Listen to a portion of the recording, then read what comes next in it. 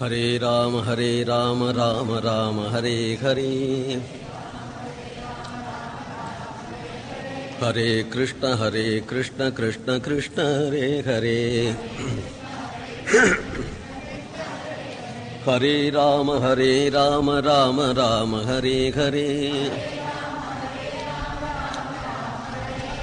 ஹரே கிருஷ்ண கிருஷ்ண கிருஷ்ண ஹரே ஹரே. ஹரே ராம ராம ராம ஹரே ஹரே. ஹரே கிருஷ்ண கிருஷ்ண கிருஷ்ண ஹரே ஹரே. கிருஷ்ண கிருஷ்ண ஹரே. ஹரே ராம ராம ராம ஹரே ஹரே. ராம ராம ஹரே. ஹரே கிருஷ்ண கிருஷ்ண கிருஷ்ண ஹரே ஹரே. ஹரே ராம ராம ராம ஹரே ஹரே. ஹரே கிருஷ்ண கிருஷ்ண கிருஷ்ண ஹரே ஹரே. ஹரே ராம ராம ராம ஹரே ஹரே. ஹரே கிருஷ்ண கிருஷ்ண கிருஷ்ண ஹரே ஹரே. ஹரே ராம ராம ராம ஹரே ஹரே. ஹரே கிருஷ்ண கிருஷ்ண கிருஷ்ண ஹரே ஹரே. ஹரே கிருஷ்ண கிருஷ்ண ஹரே. கோவிந்த நாம சங்கீர்த்தனம்.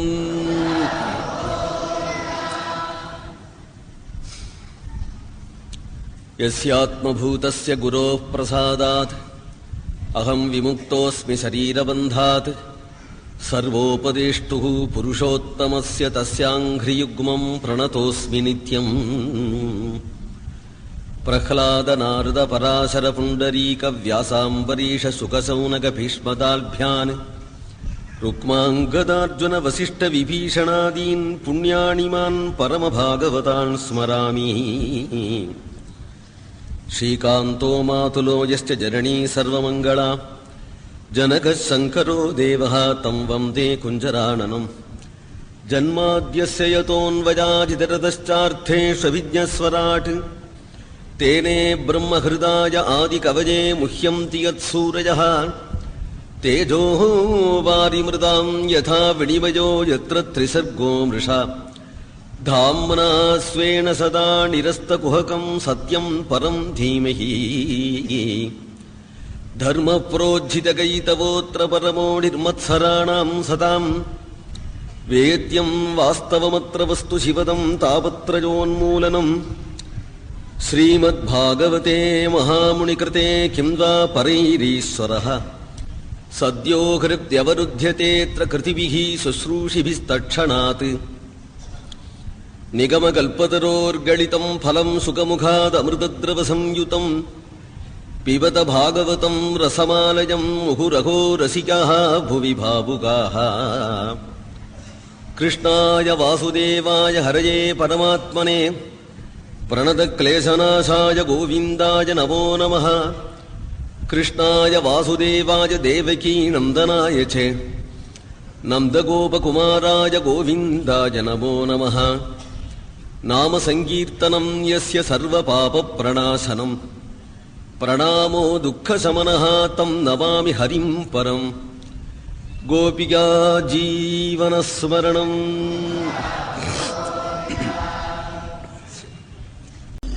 सतं विरजमर्काभं सितपद्मोत्पलस्रजम्.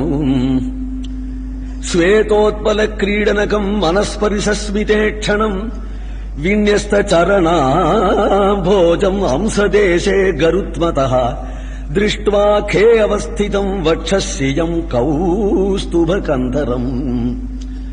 भगवान शुद्ध स्फटिक वर्णनः இருக்கிறான். இப்போ மணிவண்ணனாக இருக்கிறான். பகவான் சியாமள வர்ணமா இருக்கிறவனாச்சேனால் அப்படி ஒண்ணு அவனை நிர்பந்திக்க முடியாது. எந்த வர்ணத்திலையும் வருவான். மேலும் கிருதே சுக்லகா சதுர்பாகோ என்று சொல்லியிருக்கிறதுனால இது கிருதயுகமா இருப்பதனாலேயும் சுக்லவர்ணமாக இருக்கிறான். வெள்ளவளேர் என்ற பட்டு உடுத்தின்றிருக்கிறான். வெள்ளையான பூஷணங்களே அணிஞ்சிருக்கிறான். வெள்ள ரத்தனங்களையே பூஷணங்களா அணிஞ்சிருக்கிறான். கையில உள்ள தாமரப்பூ முதற்கொண்டு வெண்தாமரையை வச்சிருக்கிறானா. ஸ்வேதோத்பல கிரீடன கௌகும். கருட வாகனத்துல தரிசனம் கொடுக்கிறான். கர்தமரை பார்த்து ஒரு சிரிப்பு சிரிக்கிறான். அந்த சிரிப்பு எப்படி இருந்ததுன்னா மனஸ்பர்ஷஸ்மிதேக்ஷணம். அந்த பார்வையும் அந்த மந்தகாசமும் மனச ஸ்பர்சிக்கிறதா. கையால தொடலையாம், சிரிப்புனால தொடரானா. கண்ணால தொடரானாம் கர்தமனுடைய ஹிருதயத்தை. மனஸ்பரிசஸ்மிதேக்ஷணம் விண்யஸ்த சரணாம்போஜம் அம்சதேசே கருத்மதா. கருடன் மேல உட்கார்ந்துக்கிறான். கருடன் தலை பெரிசா இருக்கு. கருடனுடைய பின்னாடி கால தொங்க போட்டு பகவான் உட்கார்ந்துக்கிறான். பகவானுடைய திருவடியை கையினால பிடிச்சுதான் கருடன் எப்போதும் வருவார். கருடனுக்கே ஒரு ஆனந்தம். தோளுல பகவான் உட்கார்ந்துட்டான் இல்லையா, அந்த பகவானுடைய திருத்தொடையினுடைய மார்தவத்தை அனுபவிச்சென்று போறாம் கருடன். அவருக்கு அதுதான் பெரிய திண்டுமாலையா. அந்த சரணத்தை தன்னுடைய கையினால பிடித்து கொண்டேதான் அவர் அந்த குதூகலத்திலேயே பரப்பார் எட்டிய வரையிலும்.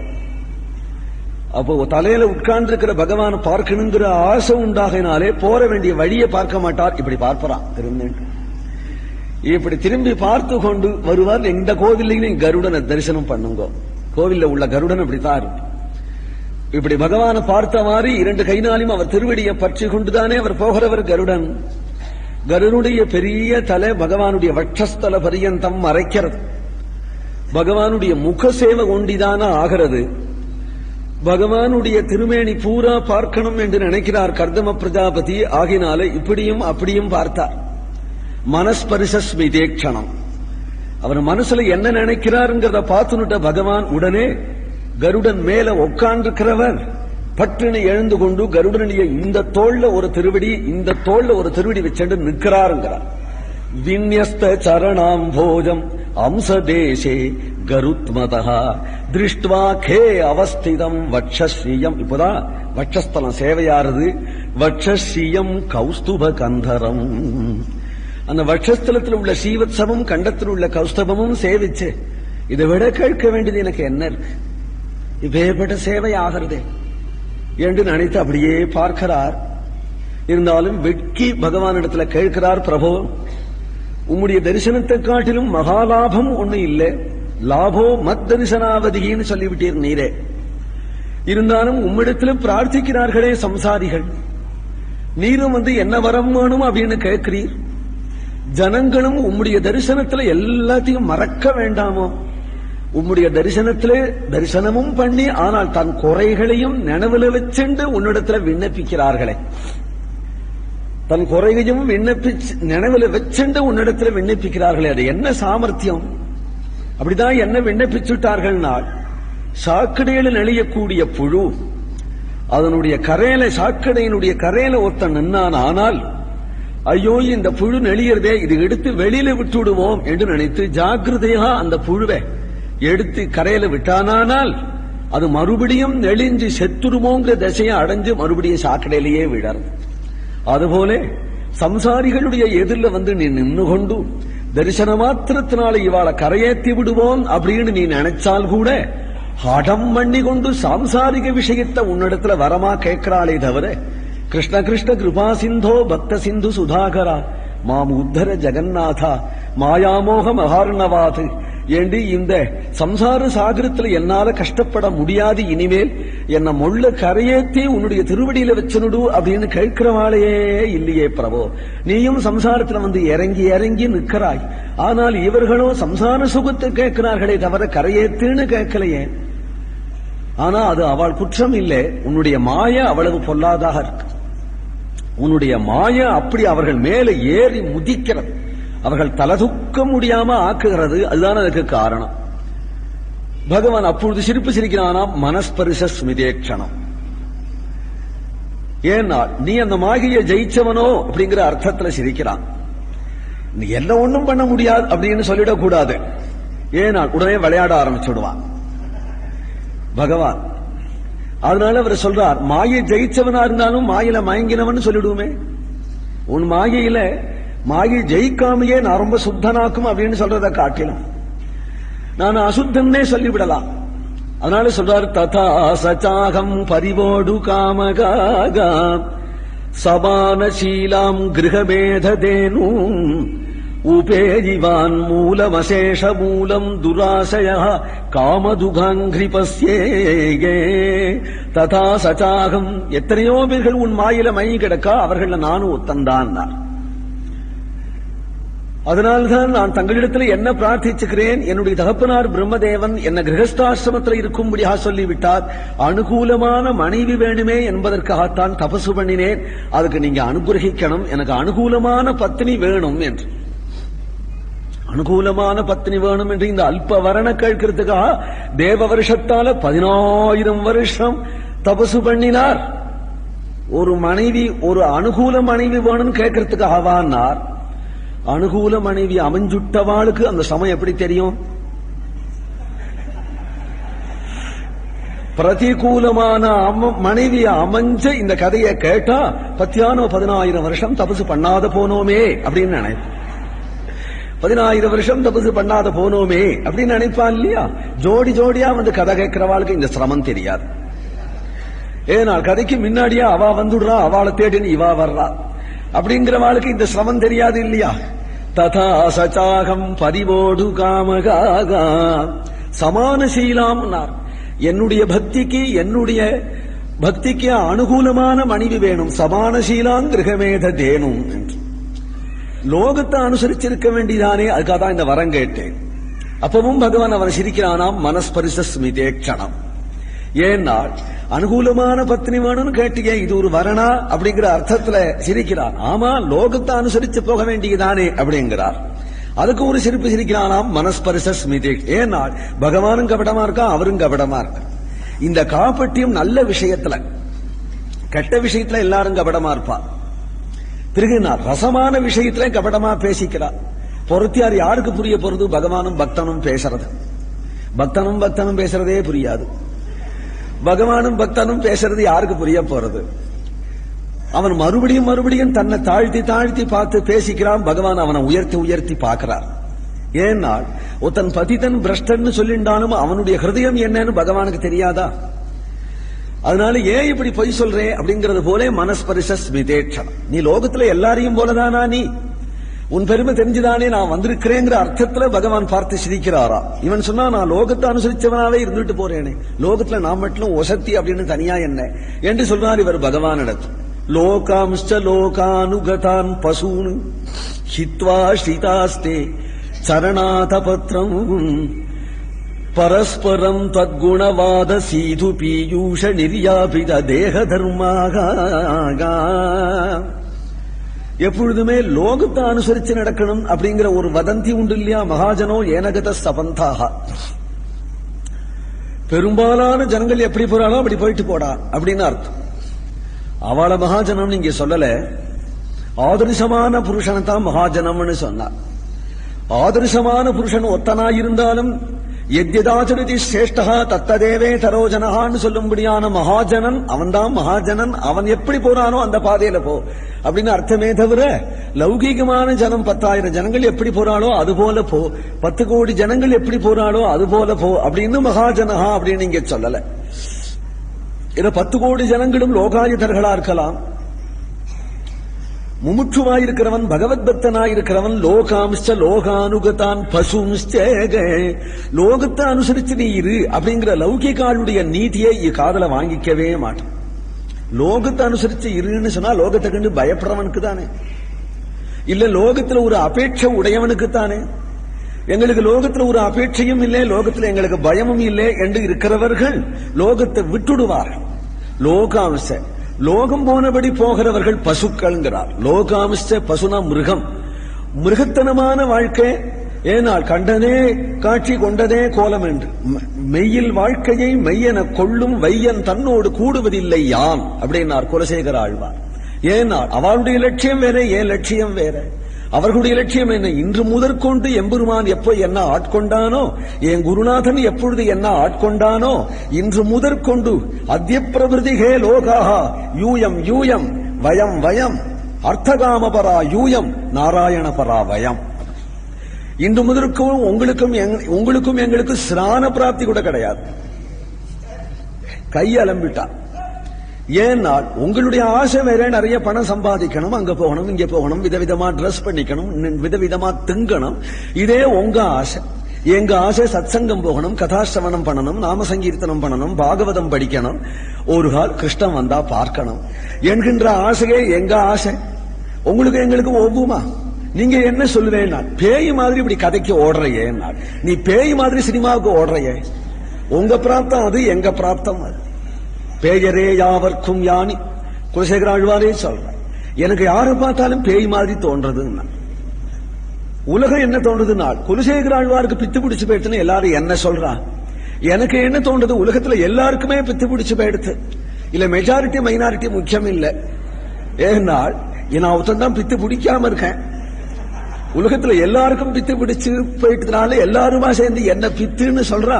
நான் தான் சரியான பாதையில போறேன், எல்லாரும் தான் பித்து பிடிச்சு போயிட்டான்னு எனக்கு தோன்றதுங்கிறார் குலசேகர ஆழ்வார். காரணம் என்ன, ரெண்டு பேரும் ஒட்ட மாட்டோம். அவ லட்சியம் வேறு, இவா லட்சியம் வேறு. ஆக அவள் ஒண்ணுக்கு பறக்கிறா, இவாள் ஒண்ணுக்கு பறக்கிறா. அதனால இவா ரெண்டு பேரும் புரியாததுனாலே லோகாம்ச்ச லோகானுகதான் பசும்ச்ச ஹித்வாகா, அவர்களை ஃபாலோ பண்ணக்கூடாது. சீதாஸ்தே சரணாத பத்திரம், உம்முடைய திருவடி நிழல ஆசிரிச்சு. ஆமா, எல்லாத்தையும் விட்டுவிட்டு போயிட்டா போய் சந்தில நிற்க வேண்டியதா. ஏன்னா உடம்பு இருக்கிற வரையில ஒரு ஜுரம் வந்ததுன்னு யாராவது வெந்நீர் வச்சு கொடுக்க ஒருத்தர வேண்டிதானே வேணும். பேங்க்ல பணம் இருந்தா தானே பட்டுனி எடுத்து அதை உபயோகப்படுத்திக்க முடியும். லோகம் வேண்டாம் அப்படின்னு சொன்னால் இந்த சரீர தர்மமே எவ்வளவுக்கு எழுது இந்த சரீர தர்மத்தை ஃபாலோ பண்றோமோ அவ்வளவுக்கு எழுது நம்மளை பார்த்து அது துள்ளும். சரீர தர்மத்தை இது கடக்கு அப்படின்னு எவ்வளவு கழுது அலட்சியம் பண்றோமோ அவ்வளவு கழுது தானே அடங்கி கிடக்கும். ஏன்னா விவேகானந்தா சொல்றார், எழுந்துக்கும் போதே ஆரோக்கியமா இருக்கேன், புஷ்டியா இருக்கேன், எனக்கு ஒன்னும் தலைவலியும் இல்லை, எனக்கு ஒன்னும் உடம்பு இல்லை, நான் குண்டனாட்ட இருக்கேன் என்று நினைச்சுன்னு எழுந்துக்கோ. அதே மாதிரி குண்டனா இருப்பேன் சாயங்காலம் ராத்திரி வரையில. காலமே எழுந்துக்கும் போது என்ன பண்றதோ, இன்னைக்கு டாக்டர் கிட்ட போய் ஆகணும், டாக்டர் என்ன சொல்றாரோ அப்படின்னு நீயா வியாதிய பாராட்டாதே, நீயா வியாதிய வளர்த்துக்காதே. ஏனால் பாதி வியாதி மனசுடைய குதூகலத்தை பொறுத்து இருக்கு. டாக்டர் சிகிச்சை என்ன பண்ணுவார், மனசு ஒடிஞ்சவனுக்கு டாக்டர் சிகிச்சை பண்ணி தான் என்ன பண்ணுவார். டாக்டர் சொல்றார் பாதி சிகிச்சை மானச சிகிச்சை தான். மனசு சந்தோஷமா இருந்துட்டானா அந்த மானசனுடைய சந்தோஷத்தினாலேயே வியாதி தானே விலகும். வியாதியை கேர் பண்ணாதேங்கிற, பாராட்டாத. நீ ஒரு அல்ப துக்கம் இருந்தா கூட பாராட்டி பெருசு பண்ணிக்கிறியே. தேக தர்மத்தை மறன்னா, தேக தர்மத்தை மறக்கணுமானா துணிஞ்சு அடிச்சு இவர் சத்சங்கத்துல வந்து உட்கார்ந்துண்டா சப்தாகம் முடிஞ்சதும் வியாதி எல்லாம் போயிடும். சத்தியமா சொல்றேன். ஏனால் எல்லாம் மறந்துடும். காரணம் என்னன்னா மனசுல குதூகலம் வந்துடும், நிம்மதி வந்துடும், வியாதி விடை பெற்றுடும். நிம்மதிக்கும் வியாதிக்கும் ஆகவே ஆகாது. நிம்மதியை கண்டா வியாதிக்கு பிடிக்காது, வியாதியை கண்டா நிம்மதிக்கு பிடிக்காது. நிம்மதி வந்து விட்டானா வியாதி நான் போயிட்டு வரேன்னு கிளம்பிடும். அந்த நிம்மதி மட்டும் வேற எங்கேயும் கிடைக்காது. அந்த நிம்மதி சத்சங்கத்தில் தான் கிடைக்கும். அப்படிங்கறதுனால சொல்றார், பரஸ்பரம் த்வத்குணவாத சீது பீயூஷ நிர்யாபித தேக தர்மாக. பசி தாகம் ஒரு சிரமமும் தெரியல பாருங்க சத்சங்கத்துல. இந்த நேரம் நாம் கரெக்டா வந்து உட்கார்ந்துடுறோம், ராத்திரி 10 மணி வரை இருந்துட்டு போறோம். வெறும் நாள்ல இருந்தா நமக்கு ஒண்ணுமே நடக்காது. முதுக வலிக்கும், முட்டிக்கால வலிக்கும், 4 தரம் காபி சாப்பிடணும். ஆத்துல எப்படி போனோம், ஆத்துல உள்ளவாளை கேட்டா தெரியும். கதைக்கு வராதவா கதைக்கு போறேனே அப்படின்னு சொல்லிட்டு கதையில வந்து நம்மளை பார்த்தா இவெல்லாம் ஆத்துல என்ன பாடுபடுத்துறா, இந்த கதையில போய் எப்படி உட்கார்ந்து இருக்கா அப்படின்னு நம்ம மாட்டு பொண்ணுலாம் சொல்ல மாட்டாளா? கதைக்கே வராத மாட்டு பொண்ணு இருந்தா சொல்ல மாட்டாளா? அவளுக்கு இது புரியுமா? இங்க வந்து கதை இந்த 7 நாள் எப்படி இருந்தேன் அது மாதிரி ஆத்துல இருங்களே நாளைக்கு நம்மளை மிரட்டுவா. கதையில வந்துட்டோமானால் நிர்யாபித தேக தர்மாக. தேக தர்மம் எல்லாம் நீங்கி விடுறதே, சொன்னபடி உடம்பு கேட்கறதே. என காரணம் என்ன, குதூகலம் தான். இவ்வளவு குதூகலம் பகவத்குணத்துல தானே இருக்கு. அந்த பகவத்குணத்துல உள்ள ஒரு குதூகலத்தினால நாமே ஒரு புதுமை அடைஞ்சு விடுறோம். நம்முடைய மந்த பக்திக்கே இப்பேற்பட்ட புதுமை இருக்கணுமானால் கர்தம பிரஜாபதியை போன்ற தீர பக்தர்களுக்கு லோக தர்மம் எங்க இருக்குங்கிறார். லோக தர்மத்தை தூக்கி எறியுங்கிறார். பரஸ்பரம் தத்குணவாத சீது பீயூஷ நிர்யாபித தேக தர்மா. தேக தர்மத்துக்கே லட்சியம் பண்ணாம லோக தர்மத்தையே லட்சியம் பண்ணாம பகவத் தர்மத்திலேயே மூழ்கி எவ்வளவு சாதுக்கள் நிம்மதியாக ஆனந்தமா இருக்கிறார்கள். அப்படி இருக்க லோகத்தை அனுசரிக்கணும்னு ஒரு உபதேசமா இவ்வளவும் தெரிஞ்சுண்டு பகவானிடத்துல பேசுற கர்தமரை பார்த்துதான் பகவான் சிரிக்கிறார். இவருடைய ஸ்தோத்திரத்துல பகவானுக்கு கண்கள்ல ஆனந்த பாஷ்பமே வந்துடுத்தான். அந்த ஆனந்த பாஷ்பம் சிந்தியது அது ஒரு பிந்து சரசுங்கிற தீர்த்தமாக ஆச்சு. கர்தம பிரஜாபதியை பார்த்து பகவான் சொல்றான், ஒரு சம்சாரிய போல ஒரு அஜ்ஞானிய போல நீ பேசினாலும் உன் ஹிருதய பரிபாகம் எனக்கு தெரியும். உனக்கு மனு தன்னுடைய பெண்ணை கொடுக்கறதுக்கு தானே தேடிக்கொண்டு வருவார். அவன் தேவகூதிக திருக்கல்யாணம் பண்ணி கொண்டு நீங்கள் இல்லறம் நடத்துவேள். ஆனால் நானே உங்களுக்கு குழந்தையா பிறக்க ஆசைப்படுகிறேன் அப்படிங்க. நல்ல பதிவிரதைய பார்த்தா பகவானுக்கு குழந்தையா பேடணும்னு ஆசை வந்துருமா. உனக்கு நானே குழந்தையாக வரேன் என்று பகவான் சொல்றான். கர்தம பிரஜாபதி பகவான் வந்ததையும் போனதையுமே நினைச்சிருக்கிறார். அதே தியானமாக ஆயிடுத்தவர். பகவான் வந்த ஜோர் என்ன, என் எதிரில் பேசி பகவான் மற்றவாளுக்கெல்லாம் பட்டுன்னு மறைஞ்சு விடுவனா, உடனே மறைஞ்சு விடுவன். ஆனா கர்தமருக்கோ பின்னழக காட்டி மறைஞ்சான. கருடனோட பட்டுன்னு மறையவன் இப்படி திரும்பினார். திரும்பினதும் கருட சேவை பின் அலங்காரத்தை பார்க்க, இந்த பின்னழக பார்த்து தரிசனத்துக்கு முன்னாடி முன்னழகிலேயே மயங்கி இருந்தவர் தரிசனம் ஆன பிறகு பின்னழகிலேயே இருந்தார். ஒரு 10,000 வருஷம் உட்கார்ந்துருப்பான். ஏனால் பகவத் தியானத்துல அலுப்பு ஏற்படுமான்னு பின்னழகிலேயே உட்கார்ந்தாலும் 10,000 வருஷம் உட்கார்வார். 10,000 வருஷம் நமக்கு வரப்போற கன்னிகை எப்படி இருப்பான்ங்கிற சிந்தனையே அவருக்கு வரல. தேவகூதி எப்படி இருப்போங்கிற நினைவு வரல. ஆனா தேவகூதி குழந்தையானாலும் கர்தமருக்குத்தான் மாலையிடணும் என்று ஆசைப்படுறாள். சத்சங்கத்துல உள்ள ஆசையினால அடம் பண்றாள். மனுவினிடத்துல மனு லோகாதிபதி தன்னுடைய அந்தஸ்துக்கு ஏற்ற ஒரு ராஜ குடும்பத்துல ஒரு ராஜகுமாரனுக்காக ராஜகுமாரிய கொடுக்கலாம்னு நினைக்கிறாராம் மனு. ராஜகுமாரியான தேவகூதியோ கண்ணை கசைக்கிறார். உஞ்சவருத்தியா இருந்தாலும் பரவாயில்லப்பா, ஒரு பாகவதனுக்கு என்ன கொடு அப்படின்னு இந்த குழந்தை கேட்கிறாளா. இந்த குழந்தையினுடைய அத்தியவசாயத்தை தெரிஞ்சு நுட்ட மனு அப்பேற்பட்ட பக்குவம் அவரும் உடையவரா இருப்பதனாலே இந்த குழந்தைய அழித்து கொண்டு கர்தம பிரஜாபதி எதிரில் வந்து நிற்கிறார். கர்தமருக்கு நிஷ்ட கலையறது. விழுந்து சேவித்தார். மனு பயந்துண்டே சொல்றார், ஒரு பெரிய மகானிடத்துல போய் என் பொண்ணை கல்யாணம் பண்ணிக்கோன்னு எப்படி சொல்றது? பயந்துண்டே சொல்றார். தேவகூதிய காட்டி சொல்றார், பிரியவிரதோத்தான பதோகோ ஸ்வசேயம் துகிதா மமே அன்விச்சதி பதிம் யுக்தம் வயசீல குணாதிபிகே. பிரியவிரதன் உத்தானபாதன் 2 பேருக்கும் சகோதரி இவள். என்னுடைய பெண், உங்களுக்கு என் பெண்ணை கொடுக்கலாம்னு நினைக்கிறேன். நீங்கள் கிரகஸ்தாசிரமத்தை அடைய போறதாக உங்களுக்கு சங்கல்பம் இருக்குன்னு தெரிஞ்சின்றதுனால வந்தேன். இல்லாத போனா உங்க எதிரில் நான் நிற்கவே முடியாது. கிரகஸ்தாசிரமத்தை நீங்க அடையும் பட்சத்தில் என் குழந்தைக்கு நீங்கள் அனுகிரகம் பண்ணணும். ஏன் அழைச்சு வந்தேனால் இவள் இஷ்டப்படுறாள். என்னை பத்தி அவளுக்கு எப்படி தெரியும் என்று கேட்டால் நாரதர் சொன்னார். என்னை இஷ்டப்படுறதுக்கு என்னிடத்துல என்ன இருக்கு அப்படின்னு கேட்டார். ஹரிபக்திங்கிற ஒரு செல்வம் இருக்கு. அந்த ஹரிபக்திங்கிறதுக்காக உங்களுக்கு மாலை இடணும்னு நினைக்கிறார். கர்தமர் சிரிச்சென்றார். உடனே மனுவை பார்த்தார். அப்படியே நடக்கும். ஏனால் தேவகூதியினுடைய இஷ்டம் இல்லை, மனு அழிச்சு வந்ததுக்கு காரணம் இல்லை, தன்னுடைய இஷ்டம் இல்லை இதுக்கு காரணம். ஏனால் இந்த பொண்ணு உனக்குத்தான் எவன் சங்கல்பிச்சானோ அவன் இஷ்டம் நடக்கும் இல்லையா? அதனால இந்த பொண்ணை எனக்கு சங்கல்பிச்சவன் சர்வேஸ்வரன் அல்லவோ என்கின்ற ஞாபகம் அவருக்கு வர அன்று எப்படி வந்தார்? மனஸ்பரிச ஸ்மிதேட்சணம், என் மனசத்துடராப்புல ஒரு சிரிப்பு சிரிச்சாரே என்று அந்த சிரிப்பு எப்படி ஞாபகம் வந்ததும் அந்த சிரிப்போட இவர் சிரிக்கிறதுனாலே அவராட்டமே இவர் சிரிக்கிறாராம். அதை பார்க்கிறாளாம் தேவகூதி. தேவகூதி பார்ப்பதனால் இவர் வேற ஒண்ணும் தபஸ்வி அப்படியே உட்கார்ந்துக்கிறாரு. ஆடை அலங்காரங்கள் பண்ணிக்கலே, முக அலம்பின் கூட வரல. ஆனால் சேதோ லுலுபே தேவகூத்யாஹா, தேவகூதியினுடைய உள்ளம் சொக்கி போச்சுங்கிறார். நாகரிகமே இல்லாத ஒரு ரிஷி இவரை பார்த்துட்டு மகாநாகரிகம் உடைய ராஜகுமாரி அவள் எதிரில் வந்து நின்று கர்தமருடைய முகத்தை பார்த்து சொக்கி போனாள் அப்படின்னா அது என்ன அழகு படுத்தின்ற அழகா? இது உள்ள கிருஷ்ணன் இருக்கிற அழகுதானே. உள்ள கிருஷ்ணன் இருக்கிற அழகுதான் அப்பேற்பட்ட அழகு. அதுக்கு அழகுன்னு பேர் இல்ல, தேஜஸ்ன்னு பெயர். இந்த பிரம்ம தேஜஸ்ன்னு ஒண்ணு இருக்க, அது எல்லாருடைய சித்தத்தையும் ஆகர்ஷிக்கும். ஆனா கிளர்ச்சியை உண்டாக்காது, சாந்தியை உண்டாக்கும். அவள் பேர்களுக்கும் ஞானிகளுடைய முகசேவன் நிம்மதியை கொடுக்கிறது. அந்த ஞானிகளுடைய முகசேவிக்கு தானே காத்துருப்பா. அத்தகைய முகசேவையை பார்த்து அவள் கை குவித்து கொண்டு நிற்கிறாள். அக்கம்பகத்தில் உள்ள ரிஷிகள் எல்லாரையும் கூட்டி முதல் ஆர்ஷமான விவாக பத்ததி படி தேவகூதிய கர்த்தமர் விவாகம் பண்ணி கொண்டார். யதோக்த விவாகம் முடிஞ்சது. வனவாசத்தில் ரிஷியா இருப்பதனாலே ராஜாவுக்கு நிறைய சீதனம் பண்ணணும் தன் பெண்ணுக்குன்னு ஆசை உண்டு. இருந்தாலும் கர்த்தமர் ஏத்துக்கல. கன்னிகைக்கு கன்னியா சுல்கம் கொடுக்கணுமே நினைச்சார். உன் கன்னிகையே தனந்தானேன்னு விட்டார் அவர். அந்த கன்னிகையை கட்டி தழுவி அவளுக்கு ஆனந்த பாஷ்பத்தினாலே அவளுடைய வகிட்ட நினைச்சு சாட்சாது ராமச்சந்திர பிரபுவுக்கே கொடுக்கிறான் ஜனகன். இருந்தாலும் சீதைய புக்காத்துக்கு அனுப்பும் பொழுது ஜனகனுக்கே கண்ணீர் வந்துடுத்து என்று சொல்லுகிறார். மனு தன்னுடைய பெண்ணுக்கு, நீ ஆசைப்பட்டே உனக்கு கொடுத்துட்டேமா, நீ உன் பர்த்தாவுக்கு பணிவிட பண்ணிட்டு சௌக்கியமாயிரு என்று சொல்லிட்டு திரும்பினார் என்கிறார்.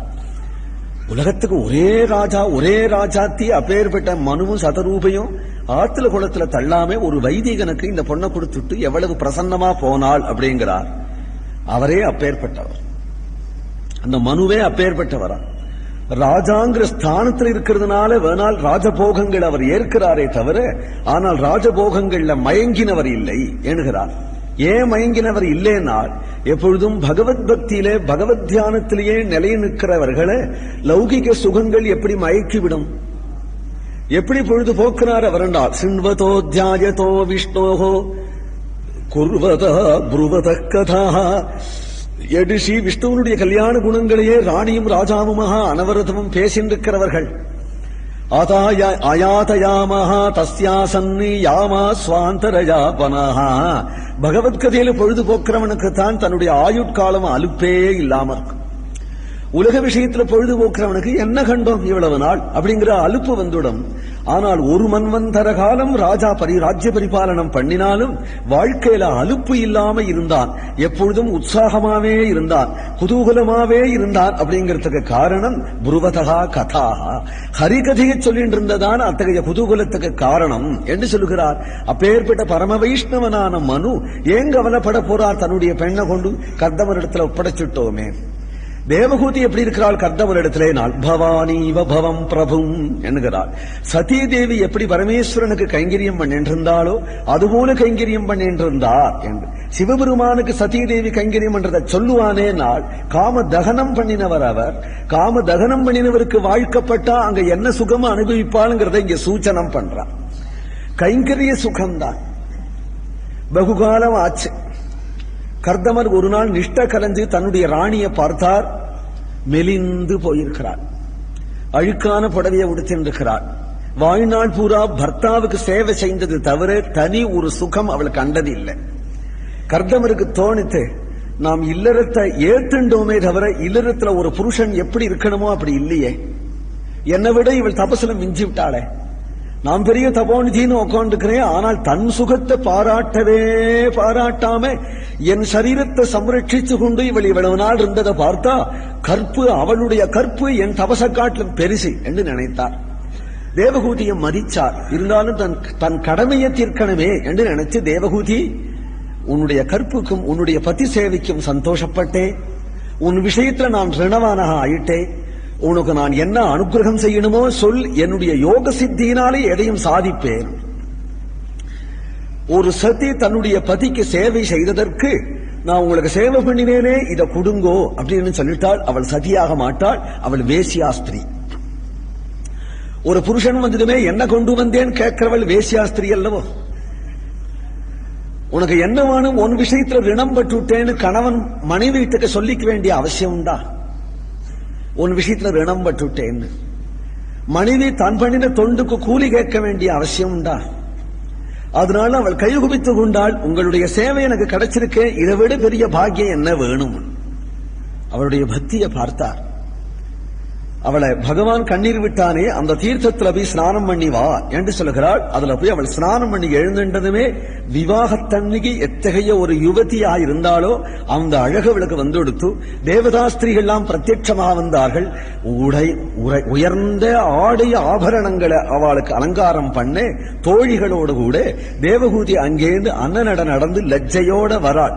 தன் பர்த்தாவுக்கு இதுதான் இஷ்டம் என்று வராள். அன்னைக்கு அப்படி வச்சிருந்தார், அதுவும் பர்த்தாவுடைய இஷ்டம். இன்னைக்கு இல்லைக்கு இப்படி வச்சிருக்கிறார், அதுவும் பர்த்தாவனுடைய இஷ்டம்னு வரார். பர்த்தாவான இவர் என்ன பண்ணார், சித்த புருஷரா இருப்பதனாலே இச்சா மாத்திரத்தினாலே நவயௌவன மூர்த்தியாக பரமநாகரிகமான பட்டு பீதாம்பரங்கள் சுகந்த சந்தனங்கள்லாம் சாத்தி கொண்டு ஒரு லௌகீகனை போல காட்சி கொடுக்கிறார். தேவகூதியை சந்தோஷமாக வரவேற்றார். சங்கல்ப மாத்திரத்தினாலே ஒரு புஷ்பக விமானம் வந்தது. அந்த விமானத்தில் ஏறிண்டார்கள். வைப்ராஜகம், சைத்திரரதம் முதலிய தேவோத்தியானங்களுக்கு அழைச்சென்று போய் அந்த தேவகூதிக்கு அதெல்லாம் காட்டி அவளை ரொம்ப சௌக்கியப்படுத்தி பிறகு பூலோகத்துக்கு வந்து மனு பார்த்து ஆச்சரியப்படும்படியான ஒரு பெரிய மாளிகையை சங்கல்ப மாத்திரத்தினால நிர்மாணம் பண்ணி அந்த மாளிகையிலே இல்வாழ்க்கையை உலகத்துல எல்லாரையும் போல நடத்துறாராம். ஏன்னா பகவானை புரிஞ்சுட்டாலும் புரிஞ்சுக்கலாம், மகான்களை புரிஞ்சு கொள்ள முடியாது. இப்படி உலக வாழ்க்கையை நடத்துறார். தேவகூதிக்கு பிறந்தவர்கள் அருந்ததி, அனசூயை முதலிய நவ கன்னிகைகள். தாயை போலதானே மகள்லாம் இருப்பா. அருந்ததி அனசூயினாலே கையெடுத்து கும்பிட வேண்டிய பதிவர்த்தைகளாச்சே. இந்த நவ கன்னிகைகள் ஒரு புத்திரன் பிறந்துட்டா சன்னியாசாசிரமத்துக்கு போயிடலாம் என்று நினைக்கிறார் கர்தமர். வரப்போகிறது பகவான் தானே. நீங்க 2 பேரும் இல்வாழ்க்கை நடத்தினா நான் புத்திரனாக வருவேன் அன்னைக்கு சொல்லியிருக்கிறார் இல்லையா. பகவானா இருப்பதனாலே நாம் உடனே மூத்தவன் புள்ளேன்னு வந்துட்டா இவர் அடுத்தபடி புறப்பட்டு விடுவார். கொஞ்ச நாளைக்கு அம்மாவோட இவர் சேர்ந்து இருக்கட்டும் 2 பெண் குழந்தையா அனுப்பி சென்றிருக்காரா. வம்சத்துக்கு ஒரு புள்ள உண்டாயிட்டா போகலானா இவர் நினைச்சிருக்காரு. 9 ஆயிடுத்து, 9 கன்னிகை ஆயிடுத்து, ஒரு புத்திரன் உண்டாறதா இல்லை. அடுத்தது புத்திரன் உண்டாகும் எப்படி நினைக்கிறது. தசாசியாம் புத்திரா நாதேகின் 10ஓட நிறுத்திக்கலாம்னு நினைக்கிறார். அடுத்தது புத்திரன் உண்டாமான்னு எப்படி நினைக்க முடியும். அடுத்ததும் பொண்ணா பிறந்துட்டா அது காத்துருக்க வேண்டாம், நம்ம கிளம்பிடுவோம்னு இவர் கிளம்புறார். ஏன்னா சன்னியாசத்துக்கு போகணும் அப்படின்னு கிளம்பின்னு போகலையா, கிளம்புற ஜோர்ல இருந்தே இவர் சன்னியாசத்துக்கு போறான்னு தெரிஞ்சுட்டான். அவன் அவர் சொல்லிக்கல தேவகூதிட்டு மாதிரி போயிடுறதா இருக்கேன்னு சொல்லிக்கல. சொல்லிண்டா என்ன அர்த்தம்னா பயமுறுத்துறாருன்னு அர்த்தம். இவர் சொல்லிக்கவே இல்லை. அதுக்கு நேரு மாறுதலா அவளை ரொம்ப சந்தோஷப்படுத்துறார் கிருஷ்ண சைதன்யர் மாதிரி. அப்படி ஒரு சந்தோஷப்படுத்தி இருக்கிறார். அப்படி ஒரு சந்தோஷப்பட்டு படுத்தும் போது புறப்படும் பொழுதே இவர் வேறு சாதாரண விஷயமா இருந்தா அப்படி புறப்பட மாட்டார். இவ்வளவு குதூகலத்திலிருந்து புறப்படுறார். கூண்டிலிருந்து தப்பின கிளி எப்படி பறக்கும், நொண்டி கிளியாட்டமா பறக்கும். கூட்டிலேருந்து தப்பிச்சாயிடுத்துனா ஜில்னு பறக்குமே, அதுபோல பந்தத்திலேருந்து நீங்கி இவர் பறக்கிறத பார்த்ததும் சேவித்தா தாண்டி போகக்கூடாதான், உடனே நிற்கணும். நின்னார். ஏமா என்ன? தேவகூதி சொல்றாள், உங்களுடைய மோட்ச மார்க்கத்துக்கு ஒரு முட்டுக்கட்டையாக நான் இருக்க மாட்டேன். அப்படித்தான் தேவரீர் இஷ்டமா இருந்தா அதுக்கு நான் தடை சொல்லல. ஆனா என்னுடைய பிரார்த்தனையை கேளுங்கள். 9 கன்னிகை இவாள ஒரு புருஷனை பார்த்து விவாகம் பண்ணி கொடுக்க வேண்டிய கடமை உங்களுக்கு இருக்கு.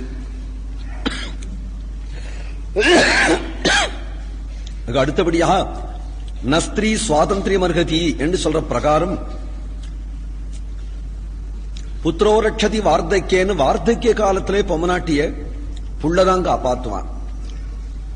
எனக்கு வார்த்தைக்கியம் வரும், நீங்க கிளம்பி போயிட்டேனால் இந்த காட்டுல நான் எப்படி தனியா இருப்பேன், அதனால எனக்கு ஒரு புத்திரன் வேணும். இது ரெண்டும் லௌகிகமான பிரார்த்தனை. மூன்றாவதாக என்னுடைய தகப்பனார் மனு, நீ யாருக்குமா வாக்கப்பட போறே அப்படின்னதும் உங்களைத்தான் சொன்னேன். எதற்காக என்று சொன்னார், ஒரு ஞானிக்கு வாழ்க்கப்பட்டுட்டா ஞானம் நமக்கு கிடைக்குமே அப்படிங்கிற ஆசையினால உங்களுக்கு வாழ்க்கப்பட்டே எந்த ஞானம்ங்கிற செல்வத்தை மட்டும் எடுத்துன்னு நீங்க புறப்படுறீங்களோ அதுல எனக்கு பங்கு வேணும். அந்த ஞானத்தை எனக்கு நீங்கள் உபதேசிக்கணும் என்று இந்த மூன்றும் உச்சிதமான பிரார்த்தனையா இருப்பதனாலே கர்தமர் நின்னுட்டார். உச்சிதமான பிரார்த்தனை மட்டும் இல்லை, புத்திரன் வேணும்னு சொன்னதுமே அன்றைக்கு பகவான் உனக்கு புத்திரனாக வருவேன்னு சொன்னது நினைவுக்கு வர அடையடே அசட்டுத்தனமா புறப்பட்டோமே, போயிருந்தோம்னா பெரிய நஷ்டம்னா நமக்கு வந்திருக்கும் என்று நினைத்து கொண்டு சந்தோஷமாக தங்கினார். தேவகூதியை பார்த்து சொன்னார், பகவான் நமக்கு புத்திரனாக வரப்போறதாக சொல்லியிருக்கிறான், அதற்கு ஒரு தபசு பண்ணி மாளாது, அதுக்கு ஒரு புத்திரகாமேஷ்டி பண்ணி மாளாது. தசரதன் பண்ண புத்திரகாமேஷ்டிக்கு ராமர் வந்தாரானால் அது புத்திரகாமேஷ்டிக்கு மகிமை. புத்திரகாமேஷ்டி பண்ணவாளுக்கெல்லாம் புள்ள வேணா பிறக்கும், ராமன் தான் பிறப்பான்னு சொல்ல முடியாது. நான் இதே பாகவதத்துல வேற ஒருத்தரம் புத்திரகாமேஷ்டி பண்ணிவிட்டு கடைசியில மகாதுஷ்டன் பிள்ளையா பிறந்தான், வேணன்கிறவன். வேணன்கிறவன் பிறந்தான். அதனால புத்திரகாமேஷ்டி பண்ணி விட்டதுனால ராமன் வந்துடுவான்னு சொல்ல முடியாது, பகவான் வந்துடுவான்னு சொல்ல முடியாது. பகவான் வரணுமானால் பிதரம் ரோஜயாமாச ததா தசரதம் நிருபம்னு அவன் பார்த்து வரிச்சாதான். இவாளுக்கு புத்திரனாக நாம் வரணும்னு அவன் பார்த்து வரிச்சாதானே. நமக்கு வரப்போறாம் போல இருக்க இந்த பகவான். அப்படியாகில் நாம் அவனிடத்துல பக்தி பண்ணுவோம் என்று சொல்லே கர்தமரும் தேவகூதியுமாக பகவத் பக்தி பண்ணி கொண்டிருக்க, தேவகூதி கர்ப்பவதியாக ஆகி பகவான் கபில வாசுதேவர் அவதரிக்கிறார். கர்ப்பவாசங்கள்லாம் விடம்பனந்தாம் பகவானுக்கு. இச்சாகிரகீதமான மங்களமூர்த்தியோட தோன்றுகிறவர் தான் பகவான். அதனால இப்பொழுது நல்ல சுக்கல வர்ணமாக வெள்ள விளேர் என்ற காந்தியோட கூட, தலையில ஜடாபாரமும் இடுப்புல மரவுரியுமாக தண்ட கமண்டலோட கூட சின்முத்திரையோட தோன்றி இருக்கிறார். இத்தகைய பகவானை பார்ப்பதும் குழந்தைன்னு நினைக்கிறதா, பகவான் என்று நினைக்கிறதா, குருன்னு நினைக்கிறதா? கர்தமர் விழுந்து சேவித்தார், கைகளை குவித்துக் கொண்டார். பகவானாகிய குருவான கபிலரிடத்திலேயே சந்நியாசம் பெற்றுக் கொண்டு அவர் சென்றுட்டார். சந்நியாசம்னா என்ன நாள்? சீதம் குஷ்டம் சுகம் துக்கம் மானம் அபமானம் முதலிய துவந்தங்கள் சரீர தர்மம் என்று தள்ளிவிட்டு ஸ்வஸ்வரூபத்துல ஆத்மாதான் தான் என்று நிற்கிறதானே சந்நியாசம். அந்த பரிபாகம் அவருக்கு இருக்கிறதுனாலே வெடி பெற்று போயிட்டார். தேவகூதி தாயாருக்கு கைங்கரியம் பண்ணி கொண்டு புத்திரன் இருக்கிறார். ஒரு நாள் தேவகூதி நினைச்சாள், ஹரே ராம ராம ராம ஹரே ஹரே, ஹரே கிருஷ்ண கிருஷ்ண கிருஷ்ண ஹரே ஹரே, ஹரே ராம ராம ஹரே ஹரே,